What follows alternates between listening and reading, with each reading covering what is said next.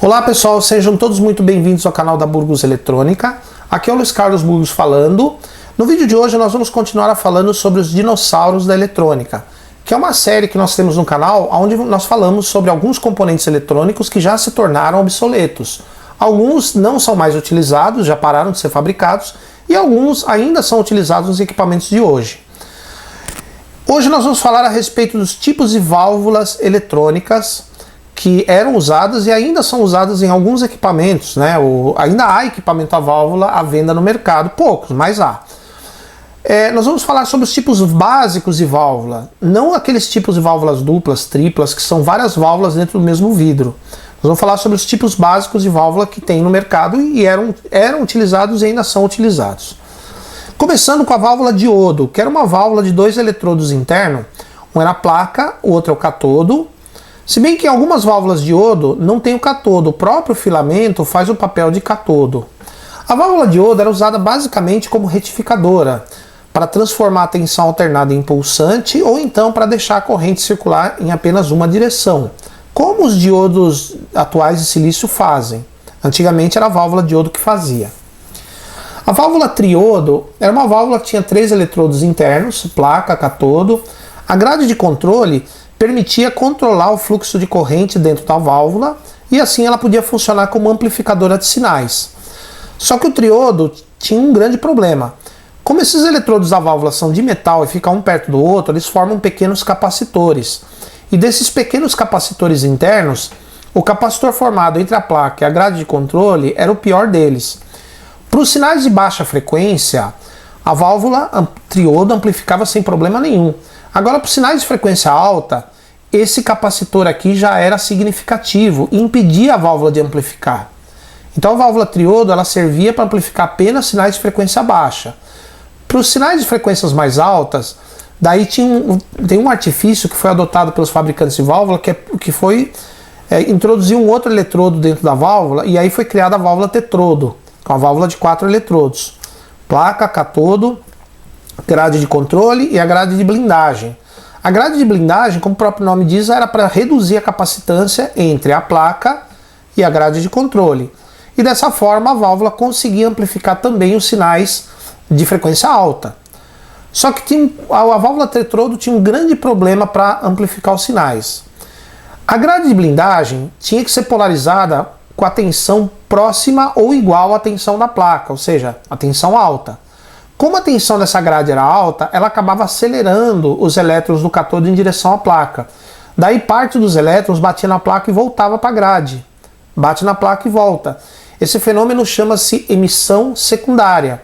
Isso reduzia o fluxo de corrente dentro da válvula e limitava o uso da válvula tetrodo como amplificadora, ou seja, ela não servia muito bem como amplificadora por causa desse fenômeno da emissão secundária. Para contornar isso, os fabricantes colocaram uma terceira grade dentro da válvula e aí foi criada a válvula pentodo, uma válvula de 5 eletrodos. Placa, catodo, grade de controle, grade de blindagem, e essa terceira grade era chamada de grade supressora. A função dela era, quando os elétrons batiam na placa, os que voltavam, a grade supressora devolvia para a placa. E assim não havia redução do fluxo de corrente, possibilitando que a válvula amplificasse o sinal de forma correta. O tetrodo mal chegou a ser utilizado na eletrônica. Logo em seguida já surgiu o pentodo. O pentodo é o tipo de válvula mais utilizado na eletrônica, ou que foi mais utilizado e ainda é em alguns equipamentos a válvula. A grade supressora do pentodo era ligado na mesma tensão do catodo, é por isso que internamente na válvula eles são interligados, tá vendo? A maior parte das vezes você vai ver a grade supressora, que é a terceira grade, ligada direto ao catodo. E para encerrar, nós temos um tipo de válvula chamada válvula de feixe dirigido, que no lugar da grade supressora ela tinha duas pequenas plaquinhas que direcionavam o feixe de elétrons do catodo em direção à placa, e aí você conseguia uma amplificação melhor, principalmente em sinais fortes. Isso quer dizer que essa válvula ela funciona muito bem para sinais de grande intensidade. Então essas válvulas de feixe dirigido normalmente são utilizadas como válvulas de saída de som. Você vai ver nos amplificadores da válvula, a gente vai voltar a falar sobre isso em outras aulas. Eu sei que tem muita gente que ainda gosta de ouvir falar sobre válvula, né? Ele tem recordação da época antiga, mas tem gente que ainda trabalha com esse tipo de equipamento ou gosta desse tipo de equipamento. Mas as válvulas de feixe dirigido você vai encontrar como válvula de saída de som, que é uma válvula extremamente eficiente para trabalhar com sinais potentes. Tá, pessoal? Então, se vocês gostaram do vídeo, pode dar um like. Se vocês não gostaram, pode dar um dislike, mas sejam educados nos comentários. Inscrevam-se no nosso canal para que vocês recebam as notificações dos próximos vídeos. Por enquanto, meu muito obrigado e até a próxima. Olá, pessoal, sejam muito bem-vindos ao canal da Burgos Eletrônica. Aqui é o Luiz Carlos Burgos falando. E a partir desse vídeo e durante alguns vídeos nós vamos falar a respeito de portas lógicas. A gente já estudou um pouco de eletrônica digital nos vídeos anteriores e agora nós vamos falar um pouco a respeito de portas lógicas. O que é porta lógica? É um circuito eletrônico onde os bits entram e saem sob determinadas condições.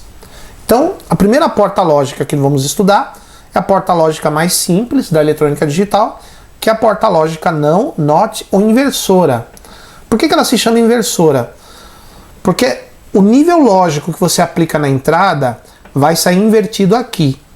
Então, se você aplicar nível 1 na entrada dessa porta, vai sair 0 aqui. Se você aplicar o nível 0 na entrada, a saída vai para nível 1. Isso aqui é uma tabelinha chamada tabela da verdade.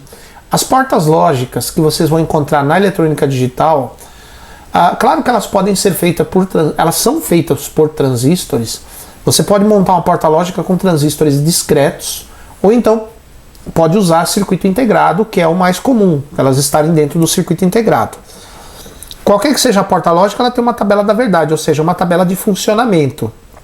Entrada e saída, quando a entrada é 1, a saída é 0, e quando a entrada é 0, a saída é 1. Agora nós vamos montar esse circuitinho num laboratório de eletrônica, que quem faz o nosso curso de eletrônica com kit didático recebem os componentes para montar o laboratório.